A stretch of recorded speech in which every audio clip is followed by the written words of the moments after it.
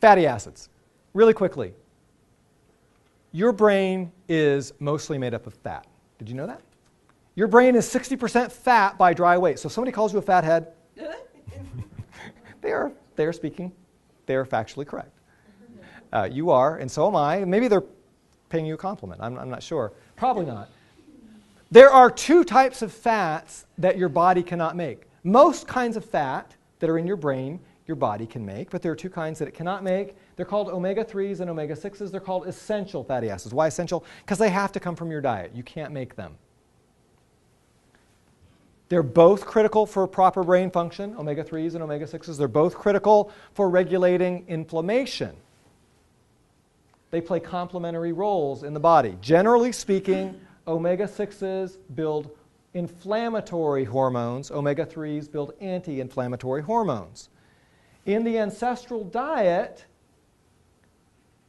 our ancestors ate omega-3s and omega-6s at a ratio somewhere between 1 to 1 and 2 to 1. The optimal ratio, when we put 6 first, the optimal ratio is roughly 2 to 1. If we did a blood draw on you or I, and we wanted to know in advance, what should we be looking for an omega-6, omega-3 ratio? We're going to do a blood test, about 2 to 1. In the brain, it's about 1 to 1. But in the blood, it's about 2 to 1. Now, modern American diet, unfortunately, can you see this? If you can, I'll tell it to you. 20 to 1. We need 2 to 1. It's 20 to 1. Why? What in the world is going on? By the way, this is not good. The 20, that's on the side of inflammation. The 1 is on the side of anti-inflammation. Okay, omega-3s are mainly found in grasses, plants, algae, and the animals that eat them. Grasses, plants, algae, and the animals that eat them. Well, we can't eat grasses or plants. We usually don't encounter algae. So our best bet is eating the animals that eat them. Okay? Omega-6s come from vegetable fats. They come from basically seeds and grains and the animals that eat them. So, corn oil, cottonseed oil, you see it? Linseed oil, almost all the oils that are used in virtually every type of fast food, in virtually every type of processed food. Oh, but wait, it gets better. Our meat supply. If you went back in time 150 years ago, or even 100 years ago, and had a piece of beef, what did it feed on? Grass. Grass and leafy plants that were out in the pasture. Oh, and insects, which were eating grass and leafy plants out in the pasture, so they were chock full of insects are actually a really good source of omega-3s. I'm not willing to start eating them anytime soon, but just in case anybody's curious. What do our cattle and poultry? Corn, grains, right? In fact, their stomachs are not even designed to eat corn. Do you know what happens if a typical garden variety cow starts eating a bunch of corn? First of all, it's going to turn up its nose at it unless you pump it full of growth hormones to make it freakishly hungry.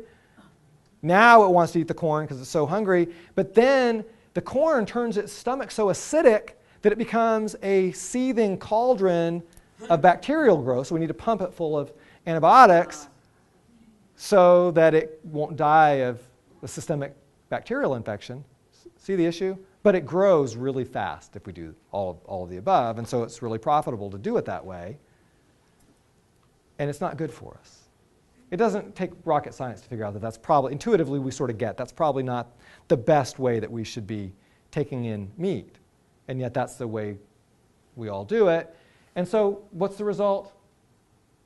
An extraordinary imbalance. This is just historic trends in fatty acid consumption in the US, omega-6s, omega-3s. And notice that by the time we get to the year 2000, whopping imbalance. Well, guess what? We have an epidemic of inflammation as a result of this imbalance. And, as I mentioned earlier, depression is an inflammatory illness. In countries across the world where they do not have this imbalance in omega-6, omega-3 dietary intake, they do not have the same epidemic of depression. The rates of depression are considerably lower. It gets better than that.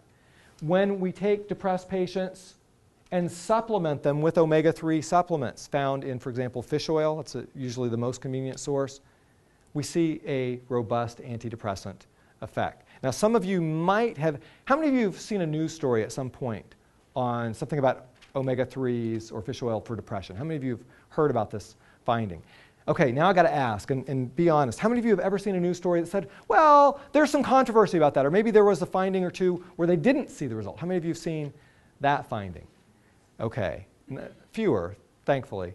It is true, there have been some findings that did not see the effect, and you know why? I'm going to explain why right now.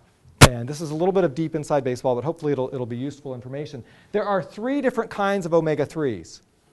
There's one, if you're a vegetarian, you might say, well, wait a minute, there are vegetarian sources of omega-3s like flaxseed oil, have you heard of that, or walnuts. They're a source of a very short molecule called ALA. This is not anti-inflammatory particularly. It's a little anti-inflammatory. But the one that's really the building block of anti-inflammatory hormones is EPA. That's a medium-sized one. And then there's DHA. That's the longest one. DHA is the building block of brain tissue in the developing fetus and in a newborn, in a small child. Kids need lots of DHA. Have you ever heard of infant formula supplemented with omega-3s? That's what they supplement with, DHA. Unfortunately, DHA is not antidepressant. So when you look at research trials where they've given depressed patients DHA, those are the null findings. Those are the findings where they're like, it didn't work so well. When you look at the studies where they gave EPA, especially in high-quality supplement with sufficient antioxidants, they typically, they typically have an antidepressant. We're not going to go through this. This just is a really nice way of showing that all of these hormones here are built by EPA. These are anti-inflammatory. These on this side are omega-6s, and these are all inflammatory hormones that are built. That's all I'm going to say about that. Now, antidepressant dose of omega-3s. If you're going to get omega-3s, how much do you need? The best research evidence suggests that the starting dose is 1,000 milligrams per day of EPA. Now, I like to see patients take DHA as well. It comes along for the ride if you get it in a natural fish oil source. Does that make sense? I want you to have it in the way it's found in nature. Why? Because there's some evidence that it kind of freaks out the brain a little bit when it's only seeing EPA and not any DHA. It taxes some of the enzymes that are involved, and it's not an easy thing for the body necessarily to just get pure EPA. At least that's the way I read the research evidence on this. So we like our patients to get 1,000 milligrams per day of EPA to start. Some people benefit from 2,000. So if we're not seeing any sort of effect, any sort of benefit on any level after a couple weeks on 1,000, we'll often bump it up to 2,000.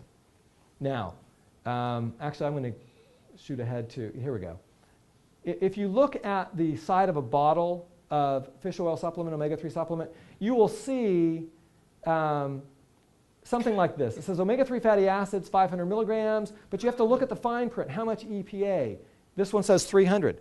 So notice that even though the capsule, by the way, it's even more complicated than this, because there'll be something that'll say one capsule equals, it'll be 1,000 milligrams per capsule of something. And people say, oh, I'm supposed to take 1,000, and this capsule has 1,000, so I should take one capsule. The kind of fish oil that you would buy at a typical drugstore would have 180 milligrams of EPA. If you do the math on that, if you can do it in your head, that means 6 capsules to get an antidepressant dose. Actually, 6 to 12 to get an antidepressant dose. I cannot tell you how many, literally over 100 different individuals have come up to me after a talk and said, Dr. Ilardi, I tried taking omega-3 and it didn't work for me. I said, oh, I'm sorry to hear that. Do you mind if I ask, what brand, what dose? And they'll say, well, just the kind I got at the drugstore, and I just, it says serving size 1. Yeah. I took the serving size. Now, I'm a polite guy most of the time. So my little thought bubble is like, oh, congratulations, you've just taken 1/6 of an antidepressant dose.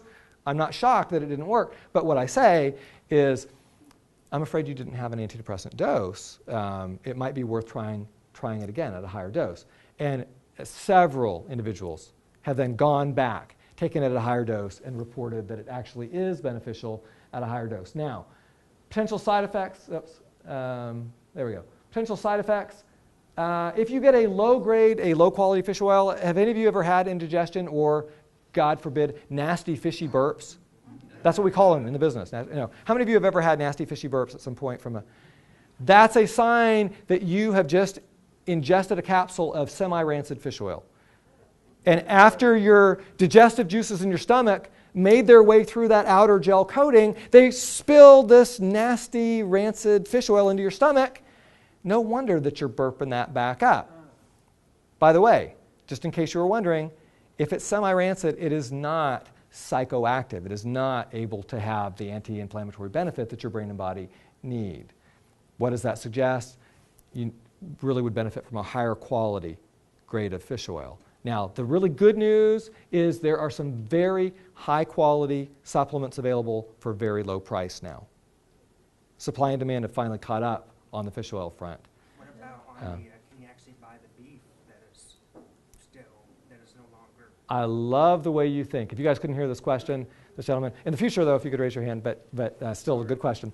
The question is, well, what about doing it naturally? Can we just start eating grass-fed beef? Absolutely. If you're willing to double and triple your food budget, which by the way I am, and my family has. I am. But most people are not. And remember, when somebody's clinically depressed, they're fighting an illness that's robbed them of their initiative, that's robbed them of much of their energy and willpower. The last thing I'm going to ask them to do while they're acutely depressed is change the way they buy and prepare their food. Does that make sense to you? So what we do in our program is we start them typically with a fish oil supplement, but then we talk about for the long term, what are some changes, what are some things we can do to cut out all those nasty omega-6s, all the processed food, all the fast food, or much of it. But I don't ask them to cut out the fast food right away. It's a great question.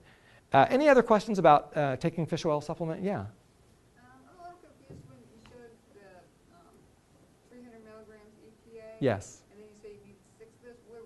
You said you need 1,000 milligrams. Oh, yeah, thank you. The slide that I showed was actually of a high quality supplement that had 300 EPA per capsule. Right, but the lower quality supplements, the kind that you typically, the most commonly consumed fish oil supplements only have 180 of EPA per capsule. A good one could have 300. In fact, a couple supplement makers now make a capsule, one capsule has 500. So it only takes 2 to get a potentially antidepressant dose. One of them is made by Now Foods. NOWs, all capital letters. It's like they're always orange bottles. You ever see them at the drugstore, health food store? Now, NOW. You can go online. You can buy them on Amazon.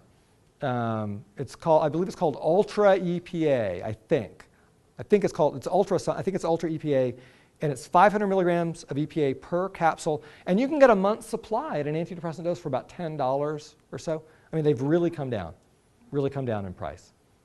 If you ever have the nasty fishy burps, the chances are you need to upgrade your supplement. What I look for are 2 things. The phrase pharmaceutical grade, it's hard to say quickly, pharmaceutical grade and molecularly distilled.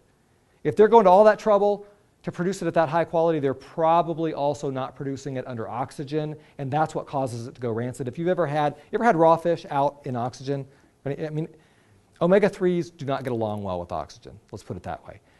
Which, by the way, reminds me of another quick point, which is you don't want your omega-3s to oxidize while they're in your body, which means you will get more benefit if you take antioxidants along with it. Back to your point, antioxidants tend to work better when we get them in whole foods. What does that mean? Consider eating 9 servings of fruit and vegetables every day, so that your body can mount its most vigorous antioxidant response. Protect those omega-3s in your body.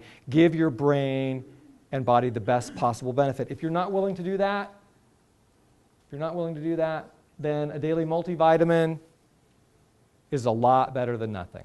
A lot better than nothing, yes? Do you store the fish oil in the freezer all the time, or just if it's going bad? Oh, excellent question.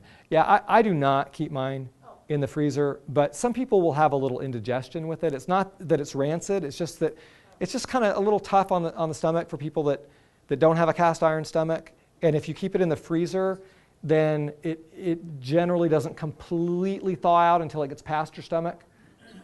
And most people never notice that they're having any digestive issues any further. By the way, if you take super high doses of omega-3, you can have some blood thinning. If you are on a blood thinner, you must talk to your doctor. If you're on heparin, warfarin, Coumadin, anything like that, they can adjust the dose so you can take your omega-3 with that blood thinner, but you have to talk to them about it, yes. Using your example that you have on the screen there, you have a 2-to-1 EPA to DHA. Yes. But the standard supplement to get the 1,000 of that is going to give you a different ratio. It's not Yeah, and this ratio is just a guideline. You know, you see several that come 3-to-2, several that come 2-to-1. The reason I like 2-to-1 is the best, most rigorous research, published research on omega-3s for depression used Manhattan oil, which actually comes in about a 2-to-1 EPA-DHA ratio. And it's the best published research we have to go on. That's why I like to use that ratio. And we've had great results in our own clinical trials.